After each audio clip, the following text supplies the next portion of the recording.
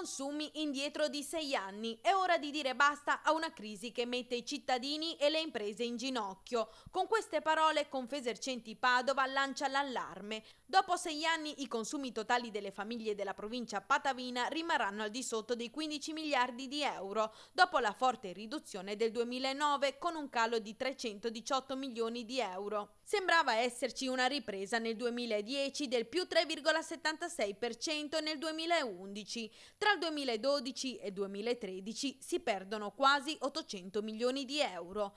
Ora sì di dire basta, ormai abbiamo toccato forse il fondo del barile, i consumi oggi, la correzione dei consumi è molto forte, i nostri consumi sono tornati indietro agli anni 2007, se non addirittura in taluni casi al 2005, la gente non ha soldi in tasca da spendere, questa è la realtà, o rilanciamo come dire, le capacità di spesa delle famiglie, rilanciamo l'economia, defiscalizziamo il costo del lavoro. Se noi pensiamo che i nostri lavoratori dipendenti rappresentano il costo azienda più alto in Europa e percepiscono meno di tutti in Europa. Il forte calo del potere d'acquisto segnalato dall'Istat non può sorprendere perché è la conseguenza diretta di una lunghissima recessione che ha demolito occupazione e consumi. Noi oggi abbiamo un debito pubblico più alto, è arrivato a dei livelli assurdi, 2080 miliardi, con una crescita negli ultimi, da gennaio ad oggi, di 80 miliardi di euro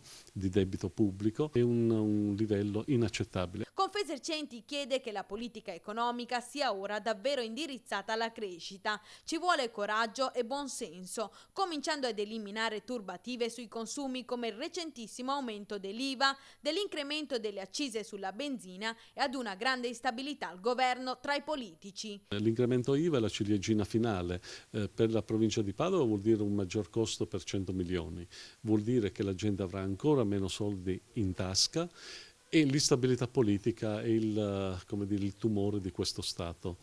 Una crisi che ha segnato l'innalzamento dello spread importante e un costo aggiuntivo per interessi sul debito pubblico importante, mi sembra intorno al 1,5 miliardi. Se avessimo avuto un investimento, che poi gli investimenti rendono, no, invece questi soldi sono stati spesi in maniera infruttifera.